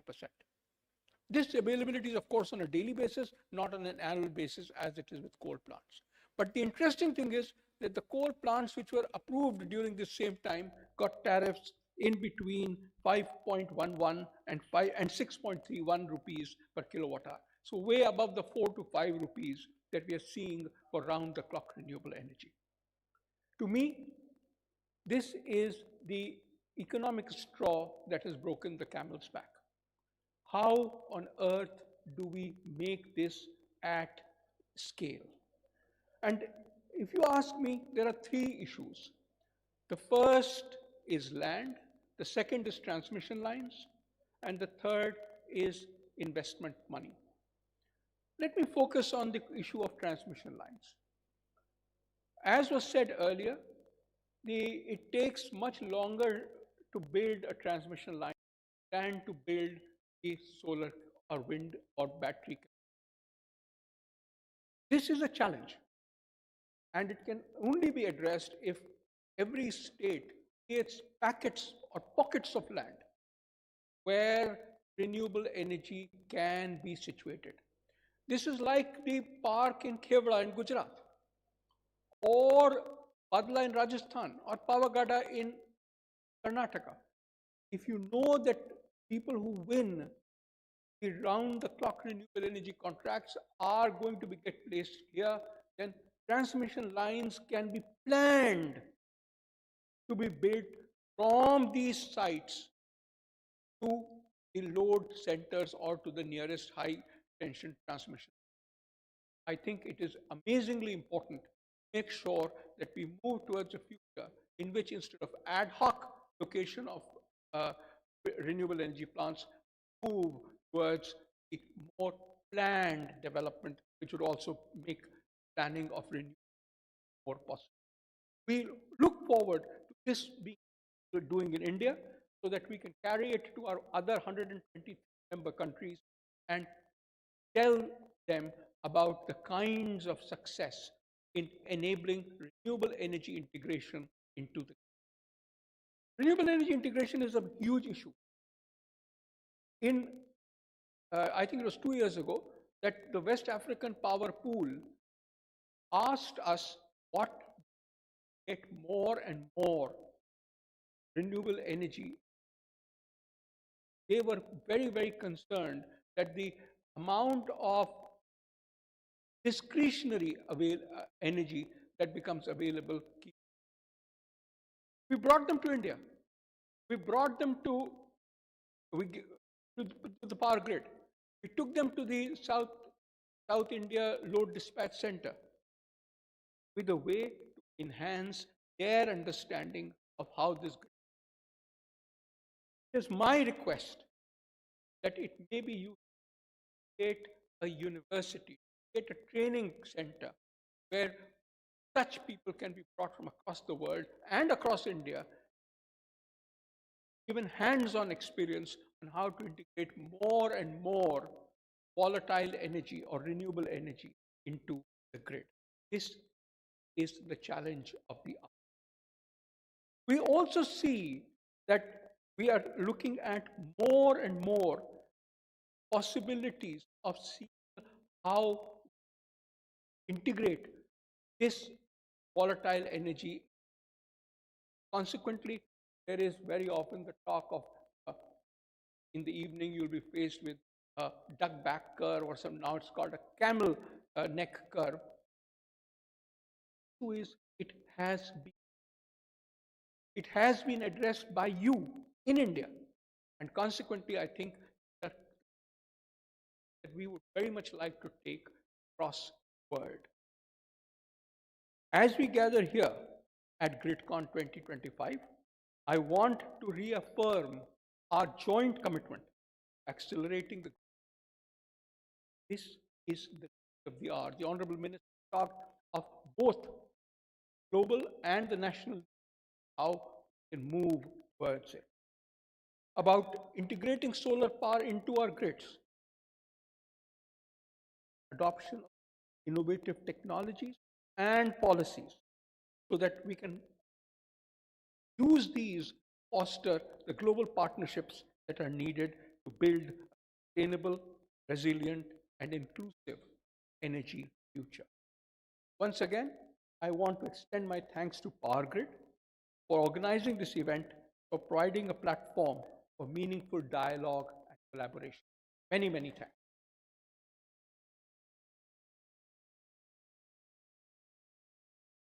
Thank you, Dr. Mark, for guiding us. Ladies and gentlemen, Dr. Mark, advancing clean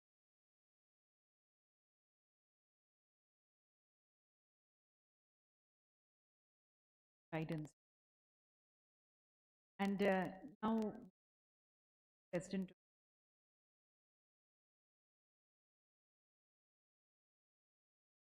especially as following the global landscape, technical excellence, with the large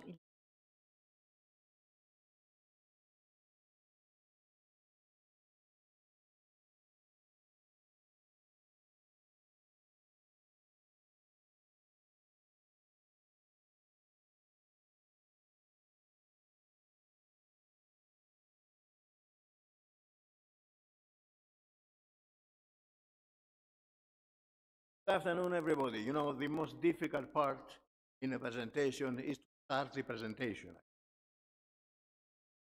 It started. Magic. So, to Power Grid, Tyagi, also the president of SIGRE India, for inviting me.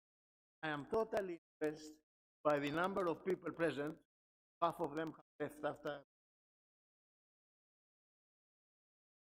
And great number of flowers. You see, I have been in many conferences, and maybe not so big as this, but I have never seen so many flowers. Are they real or artificial? They're real. They're real. My goodness, a good business for the people selling flowers. Okay, but I don't talk about flowers. Honorable Minister and dignitaries, and let me tell you a little bit about SIGRE and the energy transition, and also my story, because now this is how it started. Me, I have an anniversary. Days 50 years back, I read this advertisement, which most of you cannot read because this is in German. But anyway, I did not understand the other minister because you're speaking not in English. But I said that many people were laughing. So please, when I try to make some lame jokes, you laugh as well. So this is an advertisement. A company, a serious big company, a contractor, a transmission line contractor, was looking for the manager of overseas department. So I thought I just had finished university and I did not have the bluntest idea of a transmission line. Okay? Because as most university graduates, because this is not taught at the universities, no. There we learn to solve complicated differential equations. But then I said, okay, I should apply. And surprise, surprise, they took me. Started a love affair. Young, cool black hair, 20 kilograms. That's a love affair. You know, all of you, what's a love affair? Everybody knows, eh? Love affair with overhead lines. Now 50 years in love with overhead lines. Actually, just to talk a little bit about SIGRE, this is the first SIGRE Green Book, which I initiated and edited on overhead lines. So everybody who's interested in overhead lines, you should get this book. And if you are a member of SIGRE, you get a 40% discount. Very soon after, my second love affair has started. Parallel love affairs with SIGRE. And I'm not going to read you all these figures, but so I started 1980 as a member, then I became secretary of a working group. Working groups are the heart of SIGRE, and at the end, last August, I became the SIGRE president. What is the moral of the story? You go to SIGRE and start working group. After 50 years, you become the president. And then my third love affair came, actually the final one. I met my wife, Margarita, and Paris, and spent our honeymoon in Rio, 1983, during a SIGRE conference where I have presented a SIGRE paper. Believe you me, Marcio, he never forgave me that I combined our honeymoon with SIGRE, actually.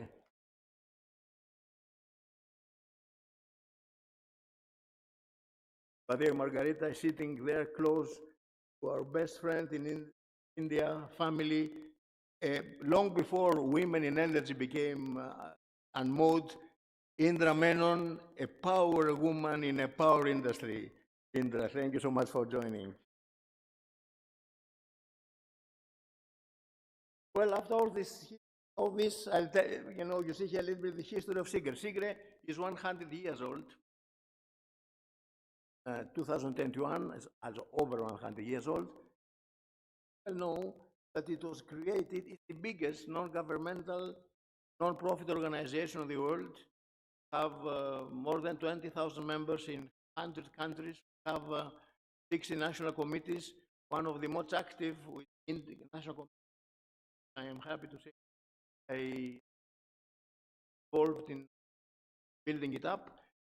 But the most important thing is that SIGRE covers and addresses all the actual issues. I have to say it was created of IC, International Electrical Commission, in order to tackle all issues before they became standards.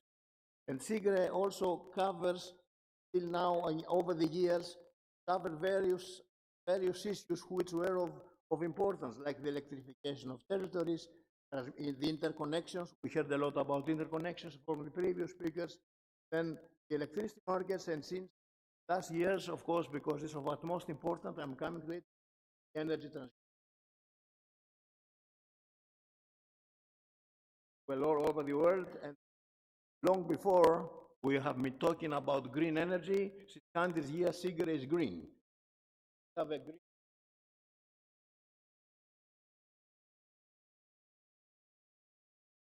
We organize symposia, we organize colloquia, make a regional conference, we make webinars. The Paris session every 2 years in Paris is probably the biggest event in the power industry, with more than 5,000 delegates from 100 countries. So you see, I'm making some advertisements. So whoever is not yet member of SIGRE, and I hope there are not too many in this room, you should become member of SIGRE, not just to profit. And you meet great people in SIGRE who are traveling around the world. Gentleman, Marcio Sechman from Brazil, landed, he's sitting on the first row. Give him a hand, give him a hand. He traveled all over the world. He landed this morning at 4 o'clock, and he is here half asleep. I saw you sleeping, actually. But now you're up, wake up. Wake up is the immediate past technical chair of SIGRE. The technical committee is the most powerful tool of SIGRE. We heard from the previous speakers how many important things have to be addressed, this and that. Actually, all of them are addressed by SIGRE. So you don't have to worry, just go to SIGRE and ask Marcio while he's here. And another Secret dignitary is my friend Pierre Van Dijk, who landed not at 4 but at 1 o'clock in the night. Pierre, who is the present chairman of Study Committee B2, where I was many years back, just came directly. It's an unbelievable trip. He was in Accra, in Ghana, giving a secret academy, Pierre, to teach to the African people about issues, power systems. So I have to compliment you. And he's now here, giving a tutorial day after tomorrow. And Marcia also tomorrow. You should join them. They are both of them excellent experts. SIGRE provides great visibility to the energy transition because this is the name of the game today. We have to address it. I'm not going to go through all these things. Many of them have been mentioned, but you see, we are talking about digitalization, storage, hydrogen, grid and flexibility, sector integration. So if you go to our site, which is quoted up there, you can press on the link, and then you see how many working groups, how many technical brochures are related to these issues. So I dare to say that all the knowledge about the energy transition, it's as far away as one click on your computer. Okay? And also the benefits. Have almost 1,000 technical brochures. Have in 60 countries conferences. You can come to Paris. It's a great place. Your time. Inviting you. So SIGRE membership benefits. One click. You go to www.sigre.org, press the red button. Coming to the end, the clock has not started yet. The clock there, other speak. 9. Your time. My time is not yet up. Continue. I continue. Now let's become now a little bit serious about the energy transition. I talked to you about myself, about SIGRE. This comes the real important thing. You have to realize. I mean, I also was in Africa and I traveled for some speak to you. And probably in this country it's also true. 20%, ladies and gentlemen, of the world's population is still without electricity. 1, 2, 3, 4, fifth one without electricity. So it's a huge task. It's a duty, it's a responsibility of all of us to give them electricity. The amount of the demands are huge numbers. I don't want to go through every of them, but we have that also many times.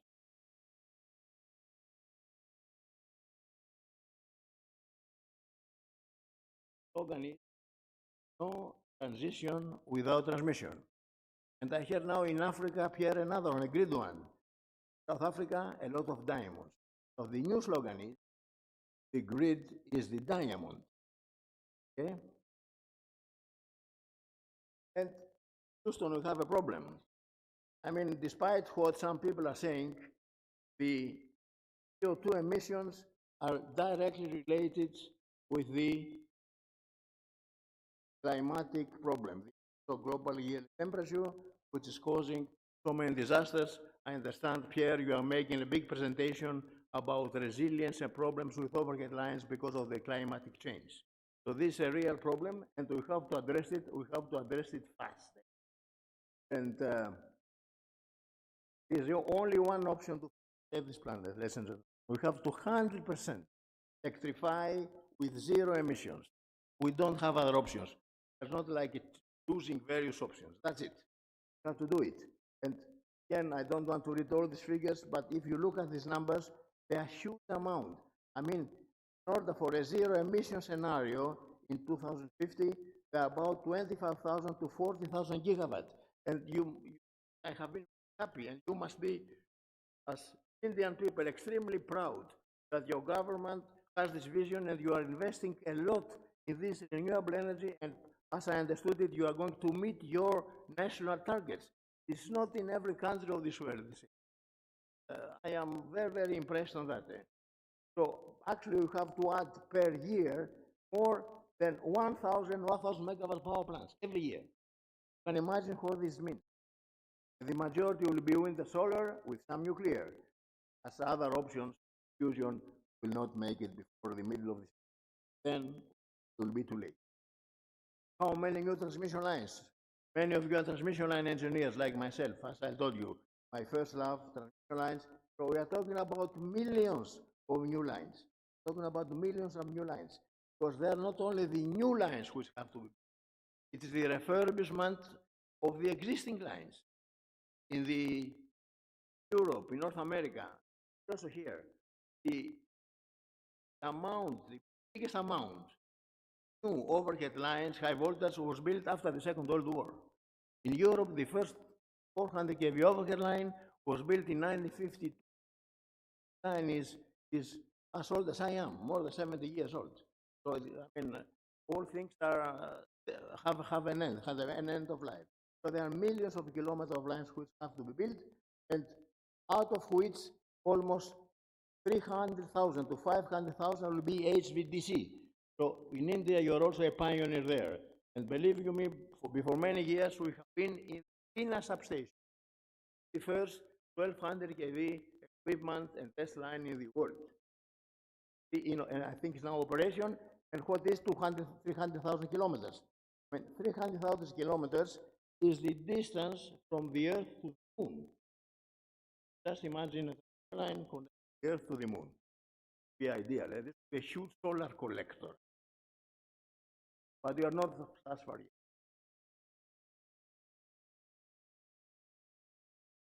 Now, talking about our mission, now I am going to get mental, emotional. I mean, we have a mission as people of the power industry, have a mission, Tigre. I mean, we have to raise our voice, make clear, transparent, not only to ourselves, because we understand it, but also to the public, people who do not understand. You have to do it to the government. Happy that your government and you yourself, your colleague, have pointed out exactly what I was going to say, that important government take care of it. And also, of course, we have to attract in order, I mean, I couldn't care less. By 2050, I'll be in another world. But there are many in this country, in your country, there are many, many people. So we have to attract and educate young people. Somebody said we have to make maybe a university for this issue. I agree for that. And if we don't make a university, you come to this bigger university and get educated on that. And we utilize our human capital and support research initiatives related to the transition.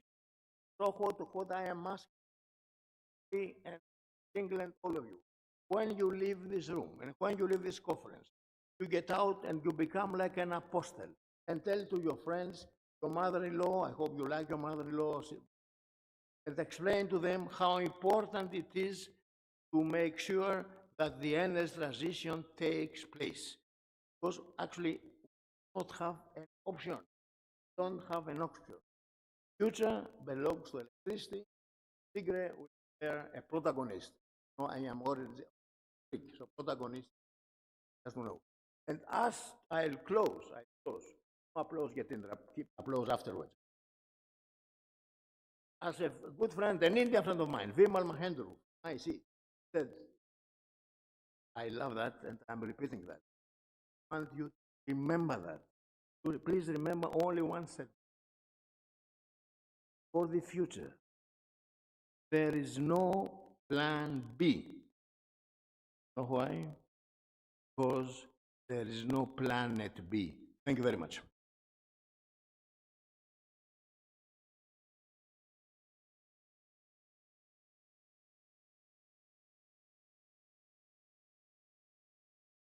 Thank you very much, Dr. Papilio, for audience action. Your many love affairs, as you mentioned. Thank you for sharing your insights on this vision and its contribution towards accelerating this mission. I'd like to once again request managing our speakers, request us.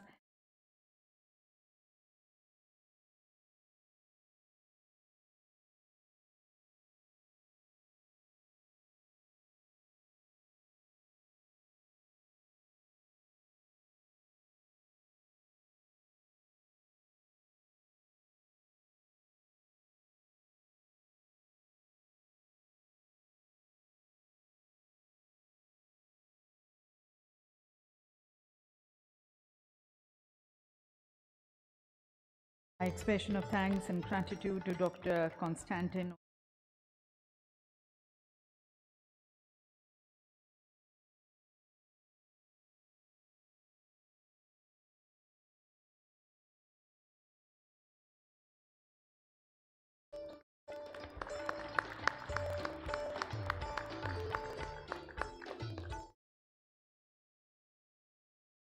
Thank you to Dr. Ajimate.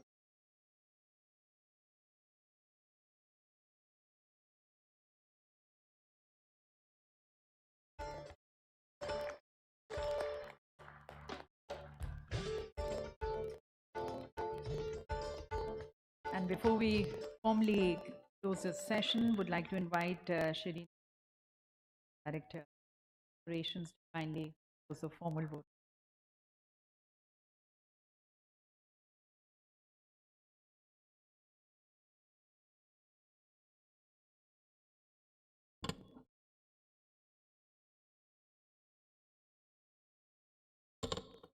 Dignitaries on the dais, Honorable Minister of State for Power and Energy, Shri Shripad Yasho Naik ji,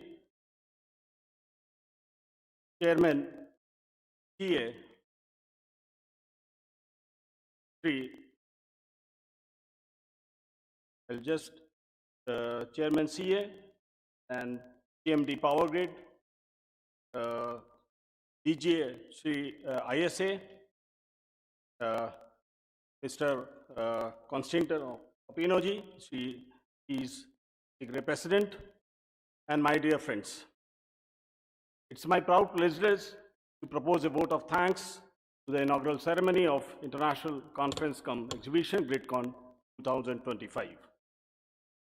At the outset, on behalf of Power Grid, I extend my heartfelt gratitude first to Shri Manohar Lal ji, Honorable Minister of Power and Housing and Urban Affairs, who, despite his busy schedule, he is kind enough to address the gathering of the distinguished international and national experts, manufacturers, academics, researchers, students, delegates assembled here and delivered a thoughtful, provoking inaugural address. Sir, I want to tell you, your vibrant address has provided a direction for efficient development of the power sector in coming years. It shall be vital to meet country's future demand with economy and reliability, which will facilitate economic growth of the country. Your lucid address will definitely raise the confidence level of enterprise, community in the field of power system and renewable energy integration. Further, this will go a long way in achieving our objectives in the events and marching towards net zero. I also express my profound gratitude to Honorable Minister of State for Power and Energy, Shri Shripad Yasho Naik ji, for gracing the occasion despite of his busy schedule and agreed to address the distinguished gathering of this prestigious international conference and exhibition and guiding us by your inspiring words. I express my appreciation. I saw that the way the Chairman CA, Shri Ghanshyam Prasad ji, has elaborated the future of our power sector in India, that your support has been a cornerstones for this event, and it will surely would play an important role in innovation in the grid resilience. So thank you very much for your invaluable contribution and your leadership. I express my profound gratitude to Director General ISA, Shri Ajay Mathurji also, for gracing his presence in GRIDCON 2025 and sharing his views and guidance towards efforts in combating the climate change by implementing solar energy solutions. I also extend my heartfelt gratitude to Shri Konstantin Papenioji, President SIGRE, for his gracious presence and humorous address, and is sharing his views and innovation in the grid religions. Yes, with the collaboration, we will able to further move. We will thank SIGRE India and SIGRE members for their support and association in organizing this event also. I am much thankful to my Chairman and Managing Director, Power Grid, Shri A.K. Tyagiji, who is instrumental for organizing this conference, GRIDCON 2025. They started around 6 months back, and sir, in your mentorship, this has come in reality today, and we can see the gathering which is present here, more than 2,000 members. This shows that, yes, this GRIDCON is going to be a successful GRIDCON. Now, my gratitude for all the CMDs of the PSUs, it's NTPC, NHPC, RECs, and other major dignitaries, because even I can see a lot number of CEOs here, Adani, KPIL, all private sectors, regulators, statutory bodies, international speakers, business leaders, technical experts, researchers, academics, startups, distinguished guests, and delegate of GRIDCON 25. Sir, I want to tell you in this GRIDCON 25, the delegates from 32 plus countries are available here. They have come here long way to attend and to guide us in this GRIDCON 2025. This GRIDCON 2025 was called around 458 papers, out of which we have selected 158 papers, which you will see next 2 days.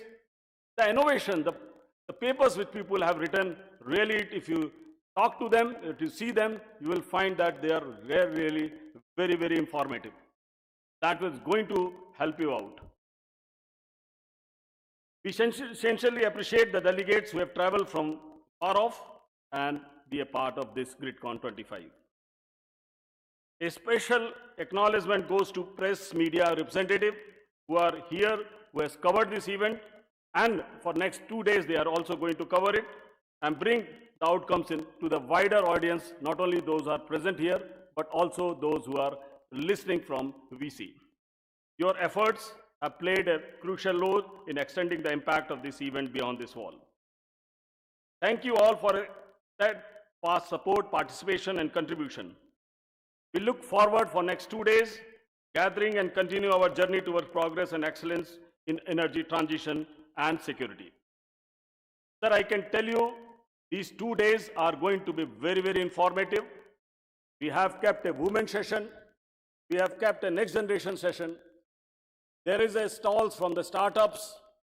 There are stalls from the academics, IITs, NITs, other engineering colleges. They have come with the innovations. You talk to them. This is the place, this is the platform where the young generation will meet the experienced delegates. And I'm sure that by this amalgamation, by this contribution, by this collaboration, this energy sector in Power Grid India will going to flourish like anything, and everybody is going to take away from this GRIDCON 25. My best wishes for GRIDCON 25 2025 in next 2 days. Thank you very much.